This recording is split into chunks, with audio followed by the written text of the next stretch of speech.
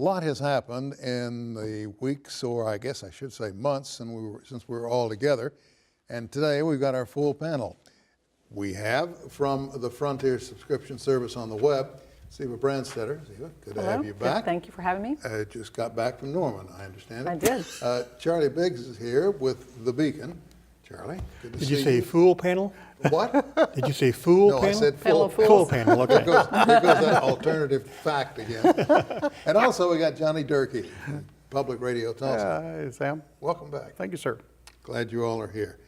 Of course, the big thing, the election, and everybody's going, I didn't think it would happen, but it did. We have Donald Trump now as president. What's it mean for Oklahoma? Governor Fallon says it'll mean good things for the state. I don't, Did she explain that? Well, I think from the energy standpoint, that aspect of it should be good for the state revenue-wise. Environmental, the nation, too early to say, I think. Isn't that about it? That's about it. Yeah, I mean, the energy jobs, the policies are going to be very energy friendly. And the question is, when we'll talk later about the earthquakes, is if we ramp up production and how's that going to affect, the earthquake situation. But definitely, I would look for more energy friendly policies. We've had major fracking cuts. Earthquakes have diminished considerably. Now I've heard 2 reports of ranchers who lost their ponds because of salt water. Yeah, I wrote one of those stories. That appeared. And one can only question, well, did it come from fracking, forced injection? It's quite likely an old abandoned well, because the fracking, of course, is a temporary period where they're drilling. But yeah, I think it's a real problem. The Osage County situation has been going on since August, and they had to switch to an alternative water supply. The ranchers can't; they've got to move their cattle, and the EPA doesn't seem to be acting very quickly to fix it. So. It's a new thing as far as I've heard, but I'm sure it's happened in the past. Well, since Osage County, the Corporation Commission has no jurisdiction. Correct. Over that county. That's Indian Territory, so it's all. Well, since you mentioned the EPA, it seems like their arteries have been severed because, as you well know, came out that they can't put out any public statement. They can't go talk to anybody publicly. And that applies to, it's now being applied to all other federal agencies. Oh, is it Yes. spread around now? What's the thought about our I guess he's still our Attorney General, taking over the helm? So he of had an agency he's sued multiple times. Correct. He's sued them 14 times, which he says each lawsuit was to establish the issue that the states should have authority over certain programs. The EPA was overstepping its authority, and he had a somewhat contentious hearing. It's a day-long hearing, but it wasn't by any stretch as contentious as like Betsy DeVos or some of the other nominees. I look for him to be confirmed. I don't think they've scheduled a vote, and then I think he'll set about cooperating with business to shape the EPA according to his own vision within the bounds of the law. But Charlie, how many of what do those you lawsuits did he win?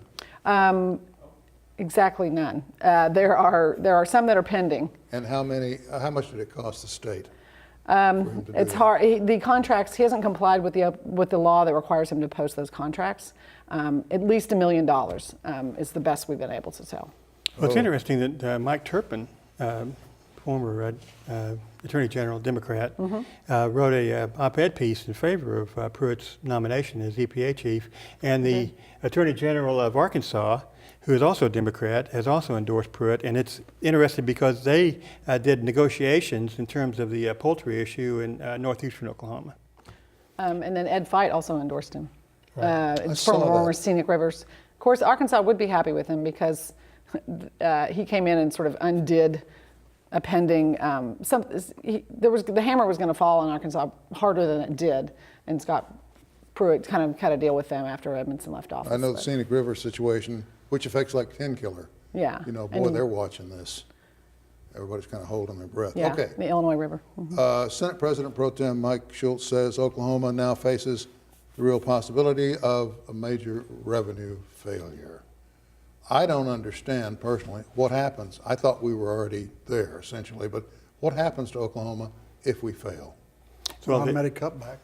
Yeah, when he says a revenue failure, he's talking about the budget, current budget that they're operating under would be short. And I think I've heard the figure 900 million on the next budget. They think it's going to go over $1 billion. But this one will probably come up short too. So they're going to have to make adjustments, and somebody's going to get less money. I think when they declare a revenue failure, and I may not be correct here, but I think it's an automatic cut of like 5% or 10%. Yeah. Across the board. Across the board. I Yeah. thought it was like It's- 5.5%. Yeah, something like that, yeah. Wow. Yeah. On top of what they've already had cut, That's going to affect a lot of folks. especially the highway patrol. Yeah, we're down to what, Education. 100 miles? 100 miles a day now. Golly. Yeah. Well, let's see, I don't think there's anything else we can bring out of that, because I wanted to go on to state workers. I'm a little hesitant to do this, but state workers, hundreds of them, got pay raises that went from $500 up at a time when we're having serious budget problems. Of course, education got no money, but then they're not state employees. So my concern here is, should that money have been paid out for state workers, or should they said, look, you know, here's a kiss and a promise, down the road maybe? Probably should have been a kiss and a promise, I thought. Right, they shouldn't have given those raises. Now, there are several bills, the legislature opens in February, there are several bills designed to give classroom teachers pay raises, because all these guys ran for re-election and they figured out that the public wanted teacher pay to go up.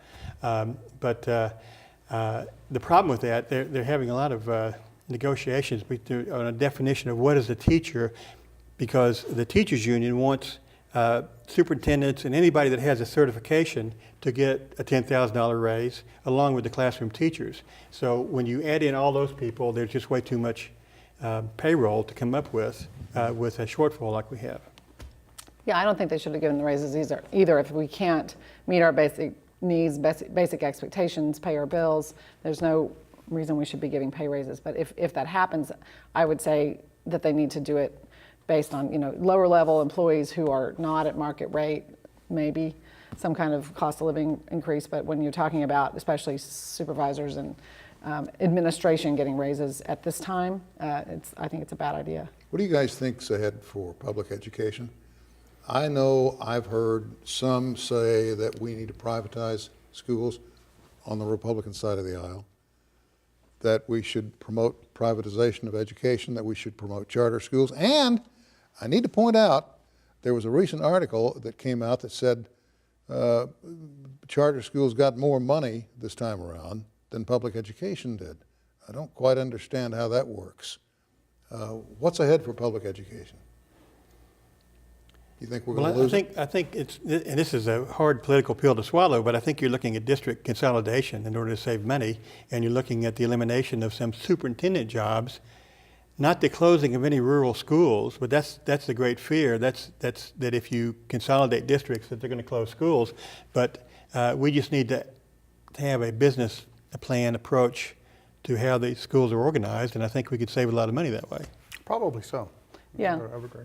There's too many school districts in Oklahoma. And I agree with, I don't think anyone wants to see rural schools closed down, but I mean, we don't need a superintendent for how many hundreds of school districts? It's over 600. I mean, it's just It's crazy. over 500. And they've always resisted that. I think privatization of education is a bad idea, but I think charter schools can be a good idea if they're overseen properly. But right now they're not. And some are and some aren't. It depends on the district, because of course the districts are supposed to oversee them.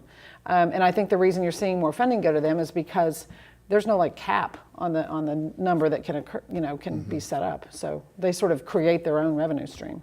Well, I do know for a fact, because we've had legislators from both sides of the aisle in to talk about it, and both sides have said that not all revenue is a matter of public record.